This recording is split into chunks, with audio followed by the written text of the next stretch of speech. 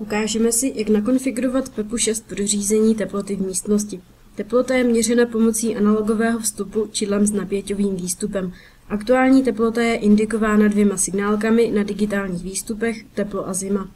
Řízení se provádí pomocí 2 digitálních výstupů, jeden slouží ke spínání topení, druhý ke spínání chlazení.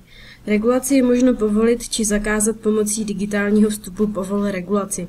Dále si ukážeme, jak doplnit denní, noční a víkendový režim a jak nastavit zařízení pro ovládání pomocí GSM telefonu.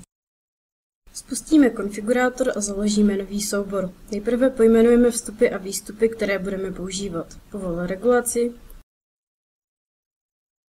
topení, chlazení,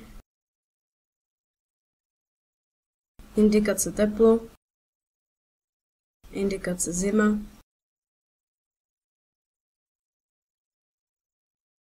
teplota. Nakonfigurujeme analogový vstup AI0. Vybereme režim 0 až 10 V, tento režim musí být nastaven propojkami na zařízení. Zvolíme filtraci klouzavým průměrem ze 16 vzorků. Přepočet nastavíme podle použitého čidla, například tak, že teplota 0 až 60 stupňů Celsia odpovídá vstupnímu napětí 2 až 8 V. Nakonec nastavíme teploty, při kterých budou vyvolány události překročení dolní, respektive horní meze a hysterezy, a dále si ukážeme, jak vytvořit skripty, které budou reagovat na tyto události. Skript je seznam akcí, které jsou provedeny při spuštění skriptu. Nový skript vytvoříme dvojklikem na položku stromu Přidat skript. Pojmenujeme jej Zapni topení. Skript bude sloužit k zapínání, vytápění a indikaci teploty. Aby se vytápění zapínalo jen když je regulace povolena, to je-li aktivní digitální vstup povol regulaci, zadáme do skriptu podmínku.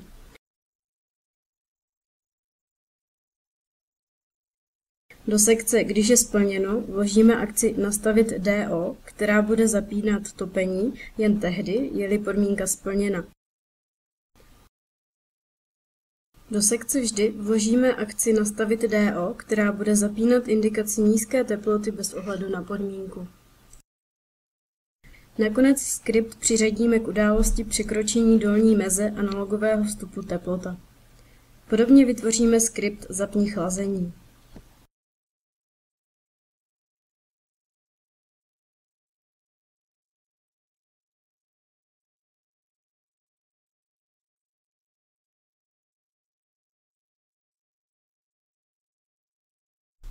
A dále skript Vypni vše, který vypne topení, chlazení a indikaci, když se teplota dostane do nastavených mezí.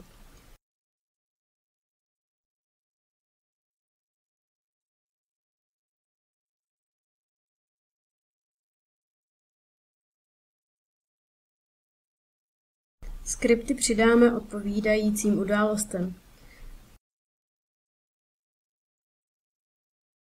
Aby bylo možné regulaci zapnout či vypnout kdykoliv, vytvoříme skripty Povol regulaci a Zakaž regulaci, které přiřadíme událostem při vzestupné hraně, respektive při sestupné hraně DI Povol regulaci. Skript Zakaž regulaci pouze deaktivuje výstupy topení a chlazení. Aby bylo možné zapnout topení nebo chlazení po povolení regulace, vytvoříme skripty Topení reg a Chlazení reg, které v závislosti na indikaci teploty nastaví výstupy.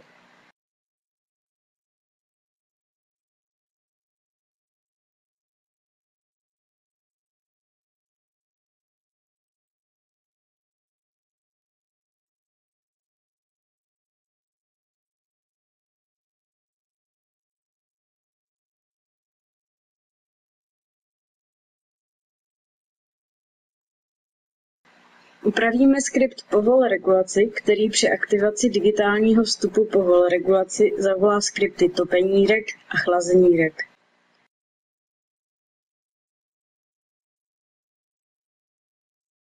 Skripty přidáme odpovídajícím událostem.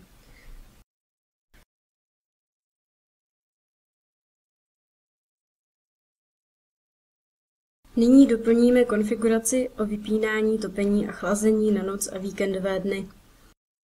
Úlohy slouží ke spuštění skriptů v zadaný čas a datum.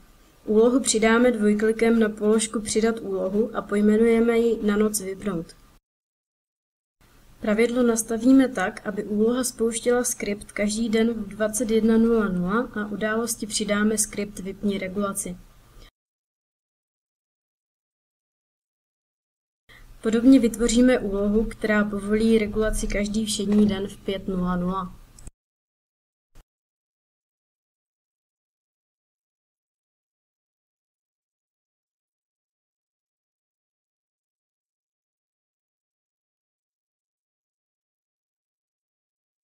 Aby bylo možné aplikaci ovládat po GSM pouze ze známých čísel, vypneme všechny možnosti ovládání zařízení z čísel nezanesených do telefonního seznamu. Do telefonního seznamu přidáme nový záznam a pojmenujeme jej Zaměstnanec Pepa. Zadáme telefonní číslo. Aby uživatel nemohl narušit chod zařízení, povolíme pouze spuštění označených skriptů. Zároveň je nutné vybrat skripty, které můžeme prostřednictvím SMS a tím i Javy spouštět. Nakonec umožníme spustit regulaci prozvoněním z daného čísla tak, že události pro zvonění přidáme skript Povol regulaci.